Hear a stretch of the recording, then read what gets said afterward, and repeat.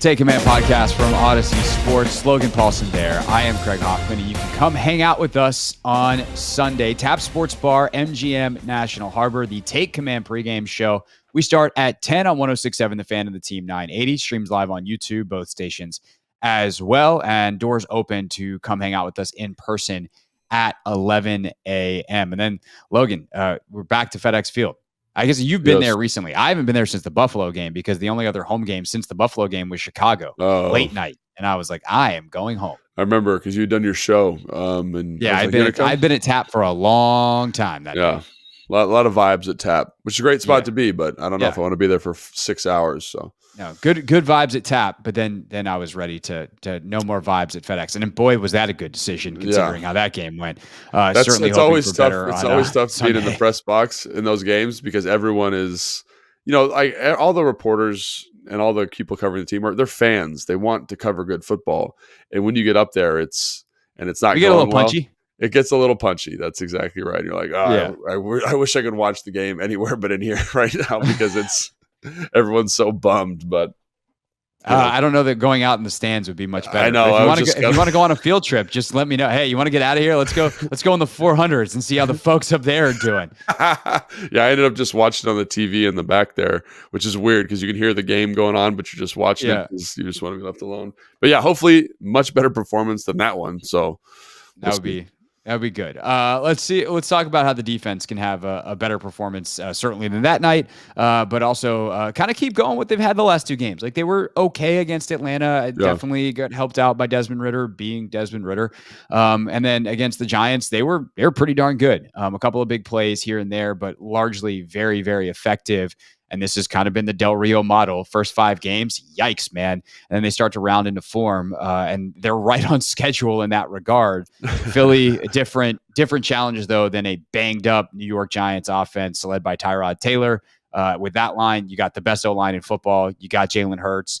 You have A.J. Brown, who's got like 152 games straight of 125 receiving yards. It's actually not that many, but he's got I think it's 6. I think it's 5 or 6 straight games of 125 yards. Devontae Smith always seems to come alive against these guys and have some big plays.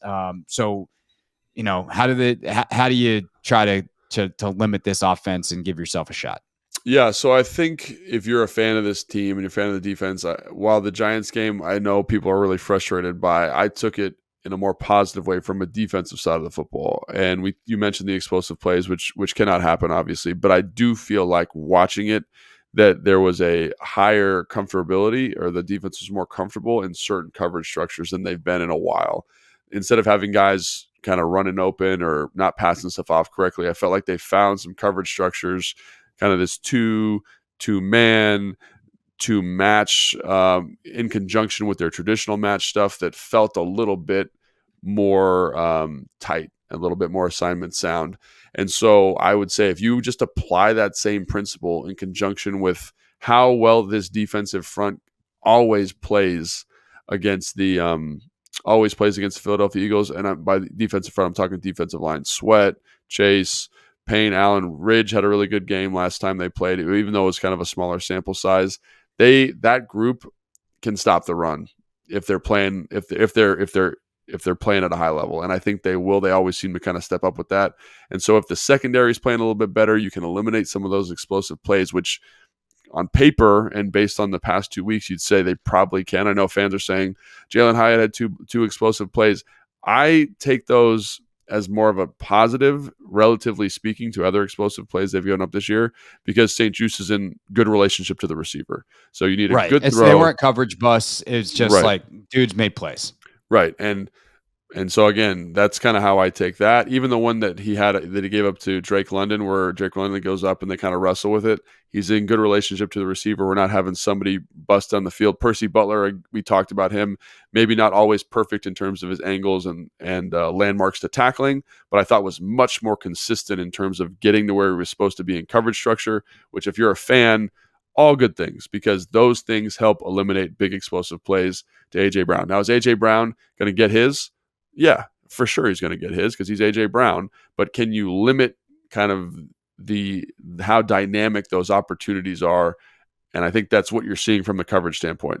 Obviously, that is really heavily predicated on Does the defensive line stop the run? Because I still think that's extremely, extremely important. When you look at them analytically, they have the highest number of rush attempts in the NFL. They're third in terms of percentage. It's a big part of their identity. And I look at the Jets game, that they had, and the Jets did a fantastic job of stopping the run, bringing pressure on third down. Because one of the things about Jalen Hurts that I think is often overlooked in terms of his evaluation is that he holds the football almost as long as anybody in the NFL. I think he's got like the third longest time to throw, something like that. Him and Sam Howell are very similar. So what they did is they said, we're not going to rely on our front four to get home all the time.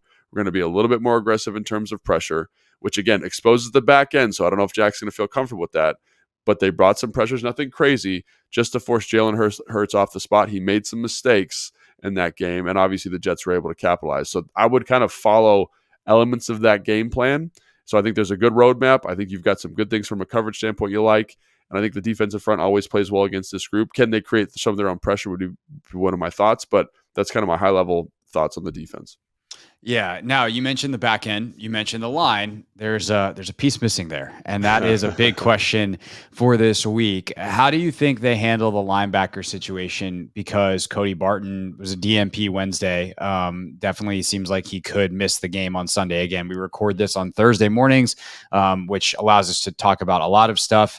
And this is kind of the one hole in our timing of this podcast because we want to be able to get it out to people enough time to listen before the game. But the injury status is floating out there for Barton. And if he can't play, it kind of begs the question, like, do you just put David Mayo out there and pray for the best? You saw some of him getting exposed in coverage last week, but also some other situations. And it got a little bit better. Do you put Jamin at the mic?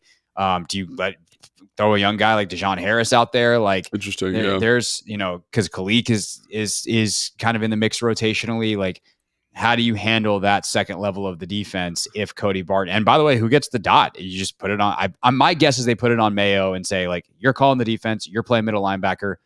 Please be careful in coverage. Do the best you can, man. And he'll go out there and try his hardest, and hopefully it's good enough. But there are options. How do you think they handle it? Yeah, in terms of guys that have been kind of the most splashy and exciting, obviously Kalik and Jamin are those guys. And I think Jamin obviously he struggled last week. We talked about the Tampa 2 throw for the touchdown. He's kind of in between a scrambling Tyrod Taylor and Saquon Barkley. Jeez. A situation that I don't want to find myself in ever. And obviously get lost in that situation. But I think overall he's having a very good year. Can he be the Mike? I don't know if that's something you want to do. I'd like to get both those athletes on the field. And we talked about Mayo, and Mayo, obviously had some issues in coverage. That's kind of who he is. But he led the team in tackles. He's a physical player, and he's a smart player. And so I don't want to diminish his role and his ability to execute at a serviceable level for this defense. And against a team that runs the ball a lot, maybe you want a guy in there that's excellent at stopping the run. That's a good point. I don't know. So it'd be interesting because I do think they do a lot in terms of attacking the perimeter. They attack the middle of the field. You got there's pros and cons to both. So maybe in terms of athletes, guys that I'm just like, wow, those two dudes are amazing athletes. I want them on the field more. Kalik and Jamin. In terms of consistency, I think you go Mayo. And so ultimately, I think the answer probably resides somewhere in a combination of the three of them and finding the best situations for each of them to be successful. Because while Kalik is a tremendous athlete, there's times in coverage where he doesn't seem to be totally on the same page with the coverage structure. And that comes with experience and timing. So I like all three of those guys. They're all limited in some way. They're all excellent in some way. And just if I'm Jack, if I'm the defensive staff, it's about finding the best amalgamation of that, because that's going to be a huge issue this week is those guys and their ability to kind of play both, contain Jalen Hurts, all of those things. So we talked about the D-line a lot, talked about the secondary a lot. They're going to have a huge role in this defense's success. Yeah. You could also play all three. They've played a little bit more base these last couple of weeks since the injury to Derek Forrest. So where they haven't wanted to do as much of the three safety look. The result has been Kalik's been the other guy on the field playing that Sam linebacker spot. So that's another possibility as well. we'll see what they do. Quan's played pretty well, but extremely limited snaps. What kind of speed do you want on the field? There's all these questions that are tough to answer, and that's Jack's job. And when he gives his presser later today, he's not going to answer any of those questions. That's just how that goes, and nor should he, by the way. That's not a criticism, nor should he give the Eagles, hey, we're going to do this, and on third downs we'll do that. No, that's not going to happen. Not good football. One thing that is always important against the Eagles, staying out of short yardage. You never want to be in short yardage against any team, but the brotherly shove, the tush push. First of all, which one are you? I'm team brotherly shove. I mean, I team brotherly shove has got a little bit more poetry to it. Tush push is just fun. I think, I like them both. I like the play. I like that what a Logan answer. I know. I like that you've found something that is 95% effective in the NFL. Like, what? Other teams have tried it and they can't do it. So whatever you're coaching there, whatever, I love that. And people are like, Logan, you're so lame. I just like something in the NFL that is so dominant, because very rarely do you find anything that is that effective. And so, but to your point, which is a great point, and I want to ask Jack this, I want to ask Ron this, I want to ask everybody in the building, how do you call the game differently, knowing that that's in the bag? Like, right. What do you do something? Because it's not different? Just stay out of 3rd and 1. Like, you got to stay out of 4th and 1. That's the thing. Yes. It is they're in 4-down territory more than any other team. It is a definitively harder task to defend this offense, because you truly, like, giving up 8 yards in 3 downs is probably one too many. Yes. And I think one of the things about Jack is he's kind of got this bend but don't break philosophy, which I think he's been a little bit more aggressive, to his credit. And you mentioned that Jack kind of finds his stride at week 5 or 6 of the season. And I think a lot of people are very frustrated by that, but also credit to Jack that you are finding things that your defense can do. Because each year, it's so funny. Last year, they were trying all these different coverage structures, didn't work. They found something that worked. This year, it seems like they're starting to find something that works, and I don't know why that takes so long, but good for him. It's better late than never, but man, you can't waste a quarter of the season. But having been a part of teams where the defense is bad and they're trying to find something, like when I was in Atlanta, the defense was struggling big time, and they couldn't find anything, and there was never a solution. It was one of the worst defenses in the NFL. So at least that you're kind of scratching on the boxes, you're changing how you're coaching, you're finding the right personnel. Good job, because it's being part of teams like that. It's very tough, and I know fans probably don't want to hear "good job, Jack," but kudos to Jack where kudos are due. We'll go with better late than never. That's the official stance of the Take Command podcast. Better late than never. That's exactly right.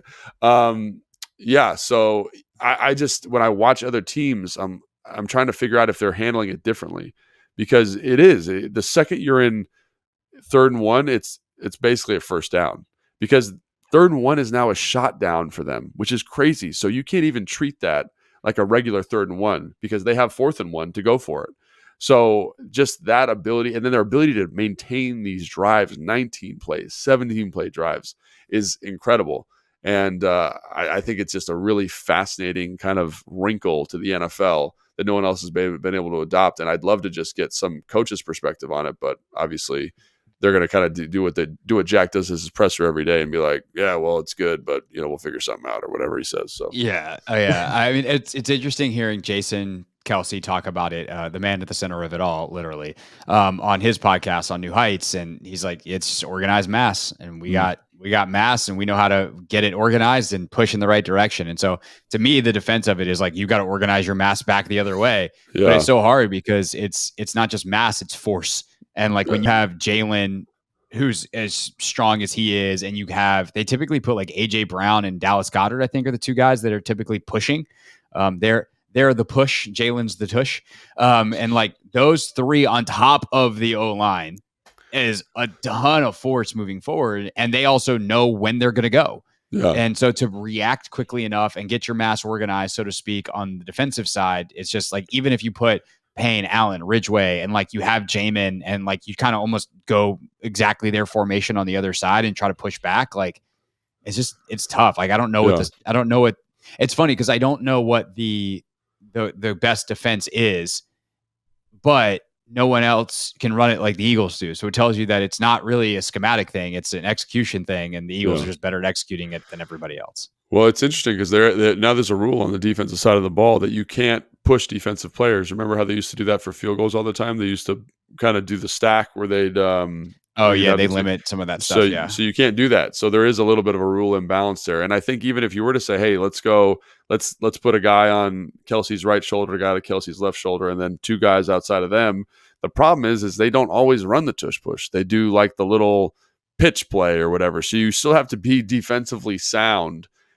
So it is. It's a really nice set piece for them, and they do a great job with it. But yeah, I do think that's gonna obviously play a huge role in the game. It played a huge role in the Miami game. It got them a ton of first downs that they would have been off the field for. So, what's Jack's solution? I would imagine it's going to change how he calls the game on first, second, and third down, just to stay out of those situations. And like we talked about, I do think the defense is progressing. It'll be interesting to see if they progress against a better team, because the one thing about Philly's offense is, they've kind of gotten away from running the ball. They still run the ball, but they're not as efficient as they were earlier in the season.